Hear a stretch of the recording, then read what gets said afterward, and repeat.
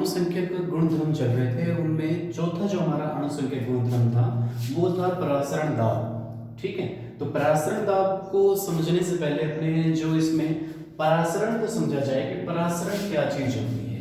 Clear चीज। तो परासरण को समझने के लिए अपने यहाँ पर एक डायग्राम बनाया गया है। एक अपने यहाँ पर एक बर्तन लिया गया, इस बर्तन में अपने क्या है, कोई शुद्ध विलायक, जैसे शुद्ध विलायक के रूप में हमने इसमें जल भर लिया और उसके अंदर एक कीप बांधी गई है। इस कीप के अंदर अपने शर्करा का जलीय विलयन भर दिया गया।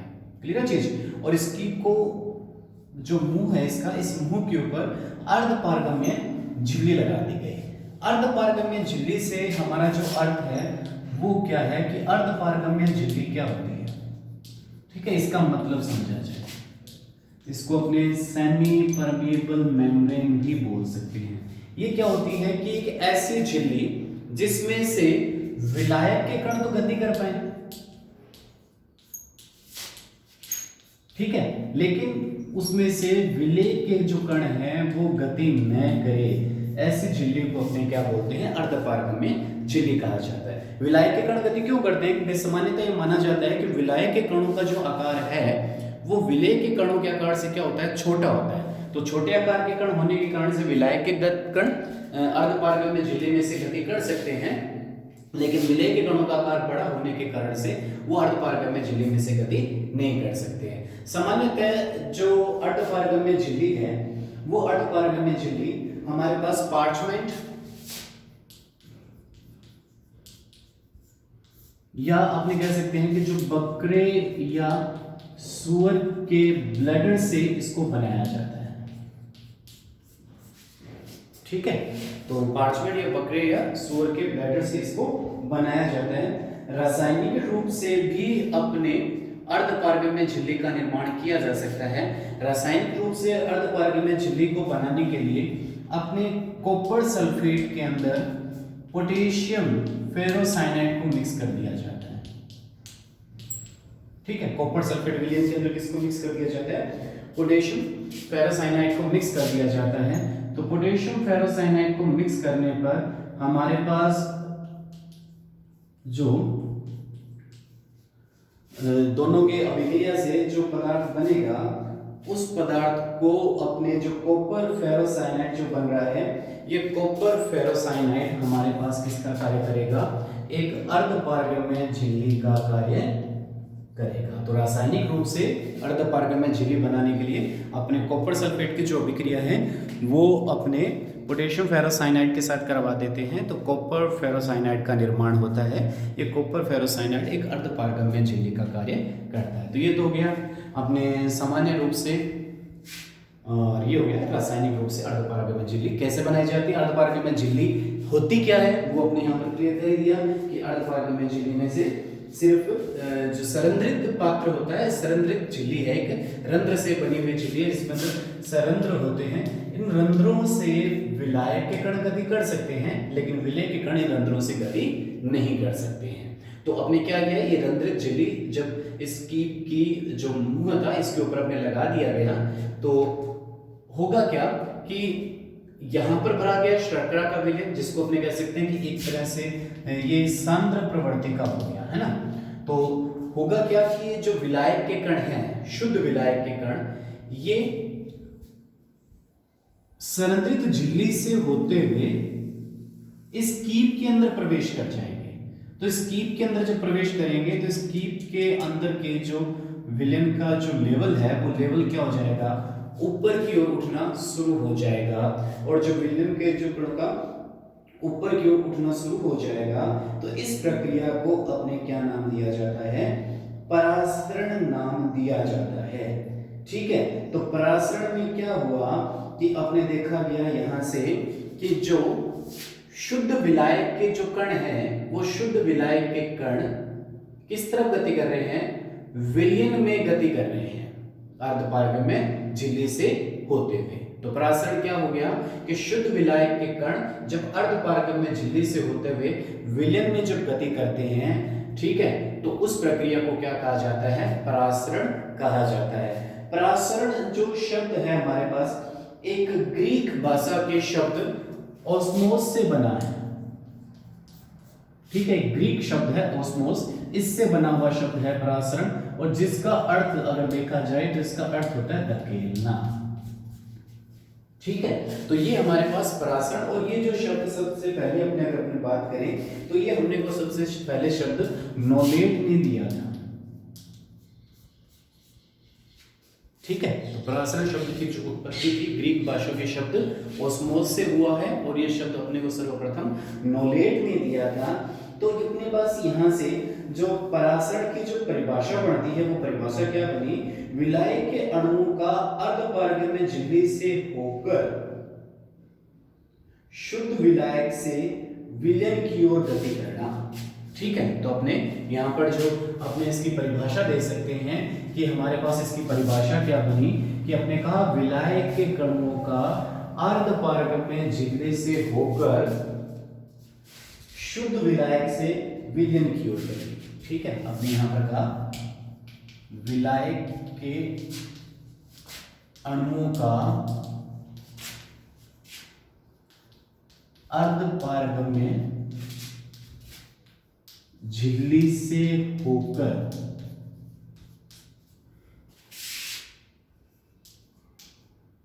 शुद्ध विलायक से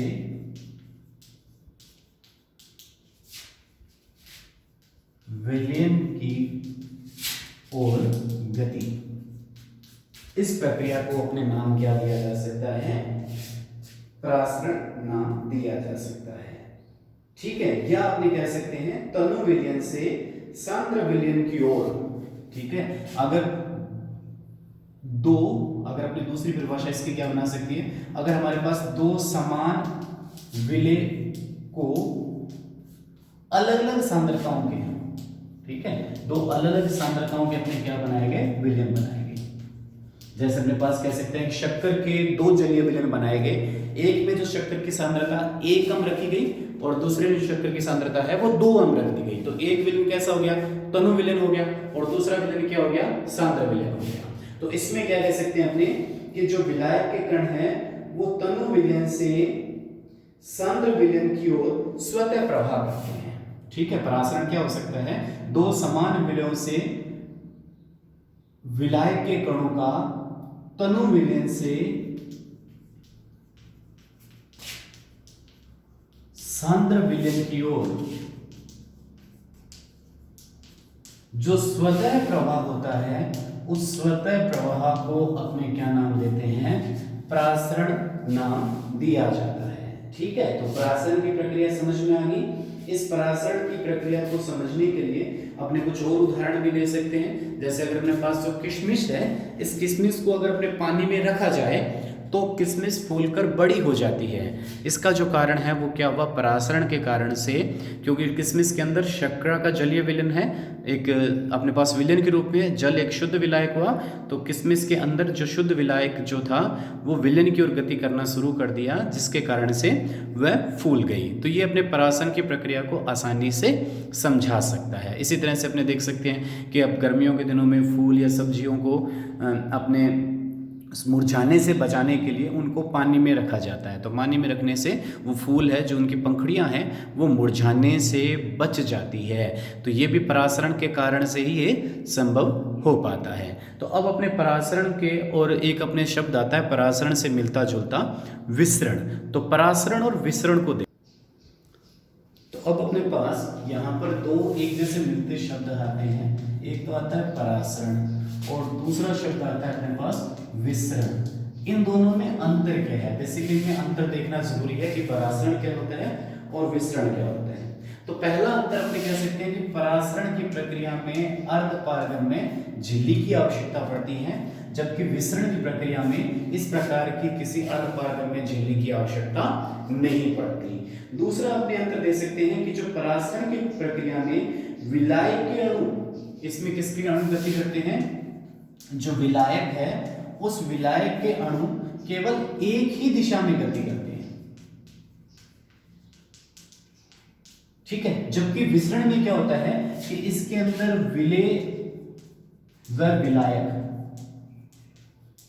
दोनों में गति संभव है, लेकिन दोनों की जो गति है वो कैसी होती है, विपरीत दिशा में होती है। समझ आई बात आपको कि अर्धपरासरण की प्रक्रिया में सिर्फ कौन गति करेंगे, विलायक के कण गति करेंगे, और विलायक के कण सिर्फ एक ही दिशा में गति करते हैं। जबकि यहाँ पर क्या होता है कि विलेय व विलायक दोनों गति करते हैं, लेकिन दोनों की गति की जो दिशा है वो विपरीत रहती है। ठीक है, तो जो परासरण की जो प्रक्रिया है, उस परासरण की प्रक्रिया में क्या होता है, विलायक के अणु किस तरफ गति करते हैं, तनु विलयन से सांद्र विलयन की ओर गति करते हैं।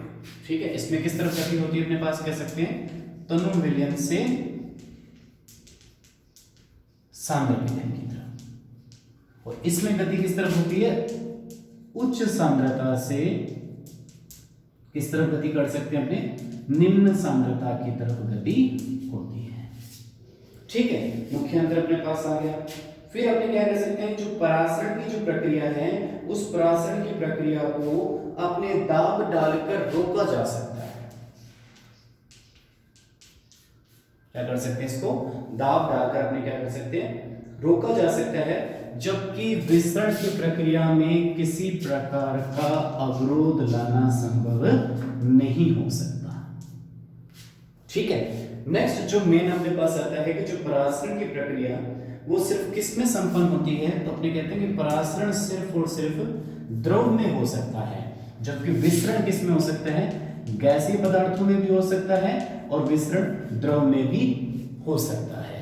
ठीक है, समझ में आई आपको बात। यहाँ पर परासरण और विसरण की प्रक्रिया में अपने मूलभूत जो अंतर थे वो मूलभूत अंतर अपने हम यहाँ पर बता दिए गए कि परासरण क्या होता है और विसरण क्या होता है।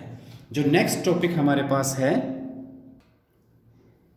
अब यहाँ पर परासरण दाब को समझने के लिए अपने कांच की यहाँ पर एक बोतल ली गई है। इस कांच की बोतल को दो बराबर भागों में बांट दिया गया और इसके अंदर अपने क्या लगा दी गई, अर्धपारगम्य में झिल्ली लगा दी गई। इसके अंदर अर्धपारगम्य में झिल्ली के इस तरफ अपने क्या भरा गया है, शुद्ध विलायक भरा गया है और इसके ऊपर एक छोटी पतली केश नली अपने इसके अंदर फिट कर दी। ठीक है, जिसमें अपने जल का स्तर अपने को दिखाई दे रहा है कि जल इस स्तर तक, ये जो शुद्ध विलायक है वो इस स्तर तक भरा हुआ है। दूसरी तरफ अपने क्या भर दिया गया, विलयन भर दिया गया। ठीक है, और इसके अंदर विलयन के ऊपर अपने क्या लगा दिया गया, एक पिस्टन लगा दिया गया। ये जो पिस्टन है वो घर्षणहीन व भारहीन पिस्टन लगाया गया है। ठीक है, और जिसके अंदर अपने जल का स्तर दिखाया गया है। कुछ समय तक जब ये बोतल इस तरह से अपने पास पड़ी रहेगी तो अपने क्या देखेंगे कि इस केश नली में जो जल का स्तर है वो नीचे की ओर आना शुरू हो जाता है और ये पिस्टन है वो क्या होगा, ऊपर की ओर गति करना शुरू कर देगा। ठीक है, तो केश नली में जल का स्तर कहाँ जाएगा, नीचे की तरफ होना शुरू हो जाएगा और हमारे पास जो पिस्टन है वो पिस्टन किस तरफ उठना शुरू हो जाएगा, ऊपर की तरफ उठना प्रारंभ हो जाता है। ये क्यों हुआ, तो आपने देखा कि यहाँ पर क्या लगाई गई है, अर्धपारगम्य झिल्ली लगाई गई है। तो इस अर्धपारगम्य झिल्ली में से जो शुद्ध विलायक के कण हैं वो इस विलयन की ओर गति करना प्रारंभ कर देते हैं। ठीक है, जिसके कारण से क्या हुआ कि इस पिस्टन का जो स्तर है वो क्या हो गया, ऊपर की ओर उठना प्रारंभ हो गया। तो यहाँ पर परासरण दाब क्या है, तो अपने क्या कहें कि इसके ऊपर एक बाहर से एक दाब लगाया जाए। ठीक है, तो बाहर से एक दाब लगाया जाए जो उस जल के स्तर को, जो केश नली का जल का स्तर था वो नीचे की तरफ आ गया था, उस स्तर को पुनः उसके वास्तविक स्तर में लाने के लिए एक बाहर से इस पिस्टन पर एक दाब लगाया जाएगा, जिससे ये जो विलायक के कण इस तरफ आ गए थे पुनः इसमें से इस तरफ आना, शुद्ध विलायक की तरफ आना शुरू हो जाएंगे। तो उस दाब को अपने क्या नाम दिया जाता है, परासरण दाब कहा जाता है। तो परासरण दाब क्या हो गया, वह बाह्य दाब जो कि अर्धपारगम्य झिल्ली से होकर अपने क्या कर रहे हैं, एक वह बाह्य दाब जो कि अर्धपारगम्य, ये जो हमारे पास है वो क्या है, एक अर्धपारगम्य। ठीक है, तो वह बाह्य दाब जो कि अर्धपारगम्य झिल्ली में से होकर विलायक के विलयन में होने वाले, विलायक का विलयन में होने वाले परासरण, विलायक किसमें हो रहा था, विलयन में जो क्या कर रहा था, परासरण कर रहा था, इस परासरण को रोकने के लिए विलयन पर लगाया जाता है। ठीक है, इस परासरण को रोकने के लिए क्या लगाया जाता है, विलयन पर क्या लगाया जाता है, एक दाब लगाया जाता है, जिसे क्या कहा जाता है, परासरण दाब कहा जाता है। तो दोबारा देख सकते हैं, वह बाह्य दाब जो कि अर्धपारगम्य झिल्ली से होकर विलाय के विलयन में होने वाले परासरण को रोकने के लिए विलयन पर लगाना पड़ता है, उसे क्या कहा जाता है? परासरण दाब कहा जाता है। ठीक है, समझ में आ गई आपको बात यहाँ पर कि परासरण दाब क्या है? तो परासरण दाब परासरण की प्रक्रिया को रोकने के लिए लगाया गया एक आवश्यक दाब है। ठीक है, इसे अपने विकसित द्रव स्थैतिक दाब भी कहा जा सकता है। क्या कहा जा सकता है इसको? द्रव स्थैतिक दाब। ठीक है, द्रव को पुनः अपनी स्थिति में लाने के लिए जो दाब लगा रहे हैं उस दाब को अपने क्या कह रहे हैं? द्रव स्थैतिक दाब कहा जा सकता है। और ये परासरण दाब जो प्रक्रिया है वो सदैव तनु विलयन से सांद्र विलयन की ओर होती है। ठीक है, तो ये हमारे पास क्या हो गया? परासरण। ठीक है, दाब। अब इसी से एक मिलता जुलता शब्द और आता है अपने पास, प्रतिलोम परासरण। ठीक है, प्रतिलोम परासरण। ठीक है, अब ये प्रतिलोम परासरण क्या होता है? अभी हमने कहा कि यहाँ पर जो विलायक के कण थे वो किस तरफ गति कर रहे हैं? अर्धपारगम्य झिल्ली से होते हुए विलयन की ओर गति की, जिससे केश नली का जो जल का स्तर क्या हो गया? नीचे की तरफ आ गया और ये पिस्टन क्या हो गया? ऊपर की ओर उठ गया। तो अपने क्या किया गया? इस पिस्टन से बाहर से इस पर क्या लगाया गया? दाब लगाया गया, जो इन विलायक के कणों का विलयन की ओर गति करने को क्या करते? रोक दे। इस प्रक्रिया को क्या बोला गया? या इस केश नली में पुनः उसके वास्तविक स्तर में लाने के लिए जो दाब लगाया गया उसको अपने परासरण दाब कहा गया। प्रतिलोम परासरण क्या होता है? तो प्रतिलोम परासरण क्या होता है?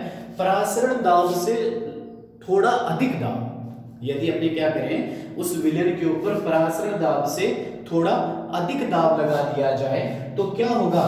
अब जो प्रक्रिया वो विपरीत चल पड़ेगी। अब क्या होगा? विलयन में से जो विलायक के कण हैं वो किस तरफ गति करना शुरू कर देंगे? शुद्ध विलायक की ओर गति करना शुरू कर देंगे। इस प्रक्रिया को जो नाम दिया जाता है वो क्या नाम दिया जाता है? प्रतिलोम परासरण नाम दिया जाता है। तो प्रतिलोम परासरण क्या हो गया अपने पास कि परासरण दाब से लगाया गया थोड़ा अधिक वह दाब जिसमें जो विलायक के कण विलयन में से शुद्ध विलायक की ओर गति करना प्रारंभ कर देते हैं। इस प्रक्रिया को क्या कहा जाता है? प्रतिलोम परासरण कहा जाता है। रिवर्स ऑस्मोसिस, RO जो नाम दिया जाता है। इस रिवर्स ऑस्मोसिस का जो प्रयोग है समुद्री जल को पीने लायक बनाने में किया जाता है, क्योंकि समुद्री जल एक लवणीय जल है, उस लवणीय जल को अपने पीने के प्रयोग में नहीं ले सकते, तो उसको क्या करेंगे? अपने पीने लायक बनाने के लिए, शुद्ध जल में बदलने के लिए जो प्रतिलोम परासरण की प्रक्रिया की जाती है। ठीक है, तो इस चीज को क्या बोला जाता है? प्रतिलोम परासरण कहा जाता है। ठीक है, तो ये हमारे पास क्या हो गया? प्रतिलोम परासरण की बात आ गई। ठीक है, तो अपने पास ये हो गया परासरण और परासरण दाब, फिर हमारे पास हो गया प्रतिलोम परासरण। फिर हमारे पास कुछ नियम आते हैं परासरण दाब से मिलते जुलते, उनकी बात करें। आगे हमारे पास जो वांटाप जो साइंटिस्ट था, उस वांटाप साइंटिस्ट ने क्या कहा कि जो अपने गैसों के लिए जो अपने कुछ नियम लिए थे, जैसे बायल का नियम था, चार्ल्स का नियम था, ठीक है, गैलिसेक का जो नियम है, वो नियम वो कहता है कि तनु विलयनों के ऊपर भी लागू किए जा सकते हैं। ठीक है, कि जो गैस नियम है वो गैस नियम किस पर लागू किए जा सकते हैं? तनु नियमों पर भी लागू किए जा सकते हैं। तनु विलयनों पर लागू करने के लिए जो विलय है वो विलय कैसा होना चाहिए हमारे पास? तो विलय की प्रकृति कैसी होनी चाहिए? विलय वैद्युत अन्य अपघट्य प्रवृत्ति का होना चाहिए। तो यदि विलयन तनु है और साथ में विलय वैद्युत अन्य अपघट्य प्रवृत्ति का है तो गैस नियमों को वांटाप के अनुसार तनु विलयनों के ऊपर लागू किया जा सकता है। तो प्रथम नियम क्या है इसमें? बायल वांटाप नियम। बायल वांटाप नियम क्या कहता है कि जो स्थिर ताप पर जो परासरण दाब है वो विलयन की सांद्रता के समानुपाती होता है। अर्थात तनु विलयनों के लिए जो परासरण दाब स्थिर ताप पर उसकी सांद्रता के क्या हो जाता है? समानुपाती हो जाता है। ठीक है, C क्या चीज है? N/V के रूप में भी इसको लिखा जा सकता है। दूसरा नियम है गैलुसेक-वांटाप नियम। गैलुसेक-वांटाप नियम क्या कहता है कि जो सांद्रताओं को समान रखते हुए तनु विलयन का जो परासरण दाब है वह केल्विन ताप के समानुपाती होता है। यहाँ पर क्या लिया, टी को किस में लेना है अपने को, केल्विन में लेना है, ठीक है। तो वो केल्विन जो परासरण दाब होगा तनु विलीनों के लिए वो केल्विन में लिए गए ताप के क्या होता है, समानुपाती होता है। यदि इन दोनों नियमों को अगर हमने एक साथ जोड़कर देखा जाए तो पाई समानुपाती किसके आ जाएगा, सी टी के, सी सांद्रता, टी केल्विन ताप, पाई यहाँ पर क्या चीज है हमारे पास, तो पाई किसको प्रदर्शित कर रहा है, परासरण दाब को प्रदर्शित कर रहा है, ठीक है। तो इसको अपने यहाँ पर जब भी समानुपात का चिन्ह आता है उसको हटा दिया जाता है, हटाने के लिए एक नियतांक लेकर आते हैं, तो एस लिए गया, जो एस क्या चीज है, विलयन स्थिरांक, ठीक है। तो सॉल्यूशन जो कांस्टेंट है, ये जो विलयन स्थिरांक है एस, वो गैस स्थिरांक के बराबर होता है, ठीक है, क्योंकि हमने अभी कहा था कि जो अगर विलय विद्युत अनअपघटय प्रवृत्ति का है और साथ में तनु विलयन है तो गैस नियमों को तनु विलयनों के ऊपर लागू किया जा सकता है वार्टाप के अनुसार। तो अपने कह सकते हैं जो आर का नामान था 0.0821 litre ATM kelvin inverse mole inverse, यही मान किसका हो जाता है, एस का हो सकता है। तो इसके हमने कह सकते हैं एस के स्थान पर अपने किसको प्रयोग में ले सकते हैं, आर को प्रयोग में लिया जा सकता है। तो एस के स्थान पर जब आर को प्रयोग में लेंगे तो पाई बराबर किसके हो गया, आर सी टी के। सी का जो मान अपने को पता है एन अपॉन वी, एन क्या होता है, विलय के मोल बटे में विलयन का आयतन। तो सी के स्थान पर अपने एन वी को प्रयोग में भी लिया जा सकता है, तो हमारे पास क्या हो गया, पाई वी बराबर क्या हो गया, एन आर टी, ठीक है। जैसे अपने पास क्या थी, गैस समीकरण थी, इसी तरह से परासरण दाब के लिए ये जो समीकरण बनी, इस समीकरण को क्या नाम दे दिया गया, वांट हाफ ने दी है तो इसलिए इसको नाम दे दिया गया वांट हाफ समीकरण, इसको नाम दे दिया गया, ठीक है। तो इससे अपने जो परासरण दाब को ज्ञात किया गया, तो परासरण दाब क्या हो गया, N R T upon V, ठीक है। अब अपने क्या कहते हैं कि जो परासरण दाब है वो परासरण दाब एक अणुसंख्यक गुणधर्म है। तो अणुसंख्यक गुणधर्म किस प्रकार से है, और जब अणुसंख्यक गुणधर्म होगा तो विलय के प्रेक्षित आणविक द्रव्यमान की गणना भी अपने कर सकते हैं। तो अपने वांट हाफ समीकरण जो परासरण दाब के लिए दी गई थी, इसकी सहायता से अपने विलय के प्रेक्षित जो अणुभार है उसकी गणना अपने करेंगे। अभी अपने कहा कि जो परासरण दाब है एक अणुसंख्यक गुणधर्म है। किस प्रकार से, अपने यहाँ पर जो पाई का जो मान निकाला था वो N upon V R T निकाला था, ठीक है। ये आपने कह सकते हैं कि जो पाई है वो क्या हो सकता है, सी आर टी। तो अपने यहाँ पर कह सकते हैं कि जो परासरण दाब एक अणुसंख्यक गुणधर्म है, क्योंकि यह विलयन की मोलर सांद्रता किस पर निर्भर कर रहा है, सी क्या चीज है, विलयन की मोलर सांद्रता, ठीक है। अर्थात अपने यहां पर कह सकते हैं कि विलयन के दिए गए आयतन में घुलित विलय की मोलों की संख्या पर निर्भर कर रहा है। अर्थात विलयन के दिए गए आयतन में घुलित, एन क्या चीज है, घुलित विलय की मोल संख्या, ठीक है। तो पाई किस पर निर्भर कर रहा है, तो पाई निर्भर कर रहा है दिए गए आयतन में घुलित विलय की मोल संख्या पर निर्भर कर रहा है। इसलिए अपने कह सकते हैं कि जो परासरण दाब है वह परासरण दाब एक अणुसंख्यक गुणधर्म है। अब ये परासरण दाब जब एक अणुसंख्यक गुणधर्म है तो इसकी सहायता से अपने क्या कर सकते हैं, विलय के प्रेक्षित आणविक द्रव्यमान की गणना की जा सकती है। तो विलय के प्रेक्षित आणविक द्रव्यमान की गणना किस प्रकार से करेंगे, हमारे पास जो समीकरण थी पाई वी जो था वो हमारे पास था एन आर टी। एन क्या चीज है, हमारे पास विलय के लिए लिया गया, तो विलय का ग्राम में भार बटे में विलय का सॉरी अणुभार के रूप में अपने इसको प्रदर्शित किया जा सकता है। तो अपने कह सकते हैं कि जो पाई वी का जो मान आ गया, पाई वी बराबर क्या चीज आ गया हमारे पास, डब्ल्यू बी बटे में एम बी आर टी के रूप में अपने इसको लिख सकते हैं। और यहां से जो एम बी का जो मान आ जाएगा वो एम बी का मान क्या आ जाएगा, हमारे पास जो निकालना है एम बी हमारे पास आ जाएगा पाई V W B into R into T. तो इसकी सहायता से हमने क्या ज्ञात किया जा सकता है, एम बी का मान ज्ञात किया जा सकता है। एम बी हमारे पास क्या चीज है, यहाँ पर विलय का मोलर द्रव्यमान है, और डब्ल्यू बी जी क्या चीज है हमारे पास, डब्ल्यू बी है हमारे पास विलय का द्रव्यमान, ग्राम में लिया है अपने को इसको, और एमबी क्या चीज है हमारे पास, एमबी लिया गया विलेय का मोल द्रव्यमान, जिसको अपने प्रदर्शित करते हैं ग्राम प्रति मोल में। आर गैस कांस्टेंट है जिसकी वैल्यू अपने बता चुके हैं, टी केल्विन तापमान है, तो इसके सहायता से अपने विलेय के मोल द्रव्यमान की गणना की जा सकती है। तो ये हमारे पास क्या आ गया, एक अणुसंख्यक गुणधर्म आ गया।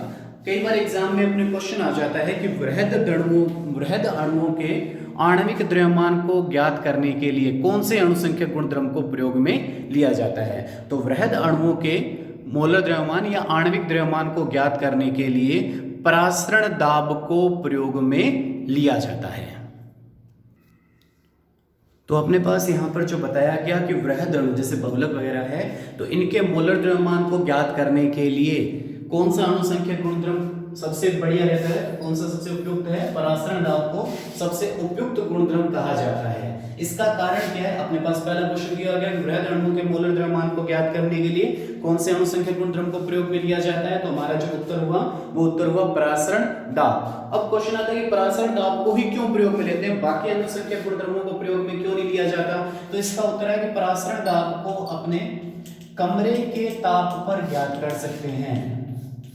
ठीक है, परासरण दाब को कहां ज्ञात किया जा सकता है, कमरे के ताप पर ज्ञात किया जा सकता है। जबकि अन्य अणुसंख्यक जो गुणधर्म है, वाष्प दाब का अपेक्षिक अवनमन, क्वथनांक गुणन या हिमांक अवनमन, इनको कमरे के ताप पर ज्ञात करना संभव नहीं होता है।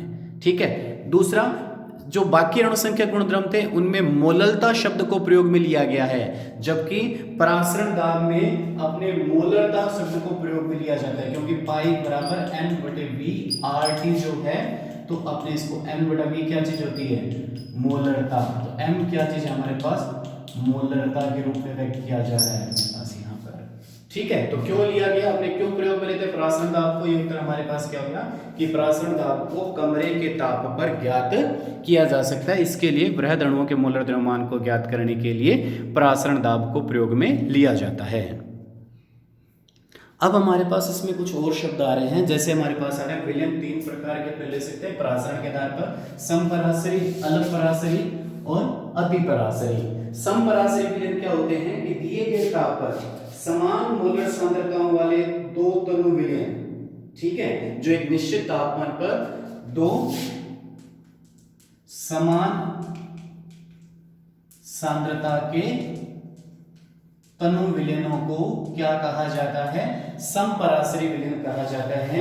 अर्थात इस समपरासरी विलयन के अंदर जो दो समान सांद्रताओं के तनु विलयन है, तो जब समान सांद्रता है इसका मूल्य इनका क्या होगा, जो परासरण दाब होगा वह परासरण दाब भी इनका क्या हो जाएगा, समान हो जाएगा। तो समपरासरी विलयन क्या होते हैं, तो दिए गए ताप पर समान मोलर सांद्रताओं वाले दो तनु विलयनों का परासरण दाब भी समान होता है, अतः इसे क्या कहा जाता है, परासरण दाब कहा जाता है। और ऐसे विलयनों को अर्धपारगम्य झिल्ली में रखा जाए तो इनमें किसी प्रकार के परासरण की प्रक्रिया संपन्न नहीं होगी।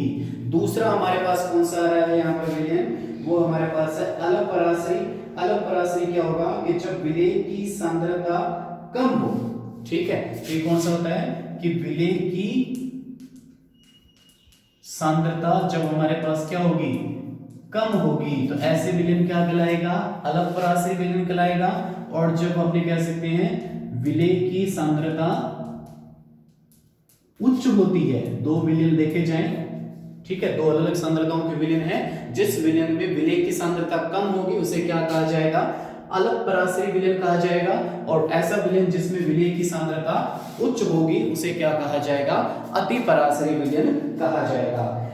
अब अलपरासरी और अतिपरासरी विलयन के जो विलयन है हमारे पास, इनमें परासरण की घटना संपन्न होती है यदि इनको एक अर्धपारगम्य झिल्ली से जोड़कर दोनों विलयनों को रखा जाए तो परासरण की प्रक्रिया अलपरासरी से, मतलब परासरण की प्रक्रिया किस तरफ होगी, अलपरासरी से अतिपरासरी, ये जैसे अपने के बीच में क्या लगा रखी है, एक अर्धपारगम्य झिल्ली लगा रखी है दोनों विलयनों के बीच में, तो परासरण की प्रक्रिया कैसे होगी, अलपरासरी विलयन से अलप अति पराशरी विलयन की तरफ परासरण की प्रक्रिया संपन्न होगी और ये प्रक्रिया कब तक चलती रहेगी, जब तक दोनों विलयन समपराशरी न हो जाए। क्योंकि हम कहते हैं समपराशरी विलयन कौन होते हैं, जिनके परासरण दाब क्या होते हैं, समान होते हैं, लेकिन अलप और अति पराशरी विलयन के परासरण दाब समान नहीं है। तो इनमें परासरण की प्रक्रिया होगी, कब तक होगी, जब तक दोनों के परासरण दाब समान न हो जाए, अर्थात वह समपराशरी न हो जाए। तो कैसे होती है इसमें, अलप पराशरी विलयन से जो परासरण की प्रक्रिया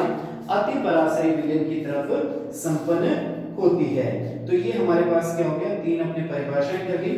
अब हमारे पास इसमें जो अगला शब्द आ रहा है कि जो परासरण दाब के कुछ जैविक महत्व दे रखे हैं। परासरण दाब के हमारे सिलेबस में कुछ महत्वों की बात करते हैं।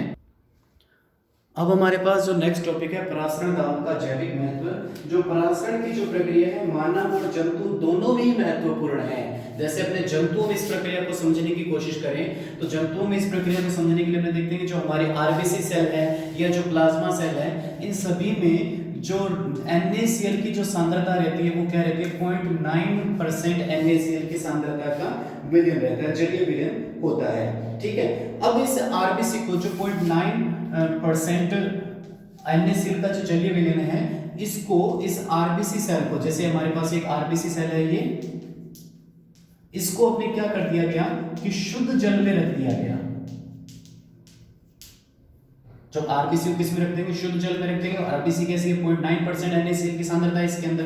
तो ये हमारे पास क्या है, अल्प पराशरी है, और ये आरबीसी हमारे लिए क्या होगी, अति पराशरी। तो इसमें परासरण की प्रक्रिया संपन्न होगी, और संपन्न में क्या होगा कि अपने कहते हैं परासरण कैसे होता है, अल्प से अति की तरफ होता है, अर्थात ये जो शुद्ध जल है वो आरबीसी सेल के अंदर प्रविष्ट होना शुरू हो जाता है, जिससे जो आरबीसी सेल है वो तेजी से क्या हो जाएगी, फूल जाएगी, और अंततः वह आरबीसी सेल फूल कर क्या हो जाएगी, फट जाएगी।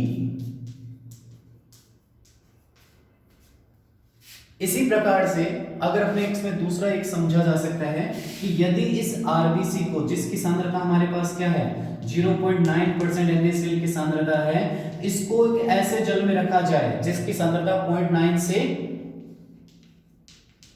NaCl से क्या हो, ज्यादा हो। तो 0.9% NaCl से जब ज्यादा होगी तो क्या होगा कि अब हमारे लिए NaCl क्या बन गया, ये जो 0.9 वाला कैसे बन गया, अल्प बन गया, और ये क्या हो गया, अति हो गया। तो अब क्या होगा कि आरबीसी सेल से जो जल है, विलायक है, वो बाहर की तरफ गति करना शुरू कर देता है, अर्थात जो आरबीसी सेल क्या हो जाती है, सिकुड़ जाती है।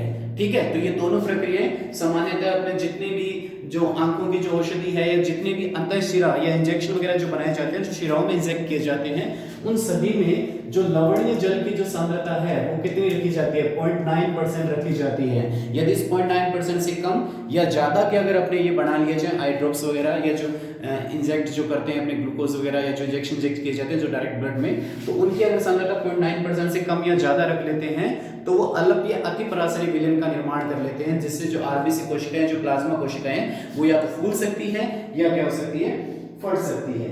इसी तरह से अपनी बात कर सकते हैं जो परासरण दाब का जो महत्व है पौधों में हो सकता है कि पौधों से जो जल है वो जड़ों से पौधे के विभिन्न भागों तक पहुंचता है। वो किसके कारण से पहुंच पाता है, परासरण दाब की प्रक्रिया के कारण से यह संभव हो पाता है। इसी तरह से अपने कह सकते हैं कि जो गाजर या जो फूल फल हैं, इनको अपने क्या करते हैं कि गर्म प्रदेशों में जब रखने पर ये क्या हो जाते हैं, सिकुड़ जाते हैं, इनकी चमक खत्म हो जाती है। तो इनको सिकुड़ने, इनकी चमक खत्म न हो, इसके लिए जो फूल सब्जियों को अपने किस में रखते हैं, पानी में रखा जाता है, जिससे इसकी चमक या जो ये क्या है वापस अपनी मूल अवस्था में बने रहे। इसी प्रकार का हमको एक क्वेश्चन दिया गया था कि एग्जाम में आया था कि क्या होता है जब कच्चे आम को लवणीय जल में रखा जाता है। तो जब कच्चे आम को लवणीय जल में रखेंगे तो लवणीय जल हमारे पास क्या हो गया, अति पराशरी विलयन हो गया, और कच्चा आम कैसा हो गया, अल्प पराशरी विलयन हो गया। तो क्या होगा कि जो कच्चा आम क्या हो जाता है, सिकुड़ जाता है। तो इस प्रकार के अपने क्वेश्चन एग्जाम में मिलते रहते हैं। ठीक है, तो ये हमारे पास क्या हो गया, या जो मांस है उसको सुरक्षित रखने के लिए या जो अचार वगैरह बनाते हैं, इनके ऊपर अपने क्या करते हैं, थोड़ा सा नमक लगा दिया जाता है, जिससे क्या होता है कि इनके ऊपर के जो बैक्टीरिया है वो बैक्टीरिया के अंदर का जो जल है वो बाहर निकल जाता है, जो और जल त्यागने के कारण से वो क्या हो जाते हैं, नष्ट हो जाते हैं। तो ये जो सारा प्रयोग परासरण दाब के अंदर अपने काम में लिया जाता है। तो आज हमारा जो लास्ट अणुसंख्यक गुणधर्म था वो परासरण दाब हमारा संपन्न हो गया।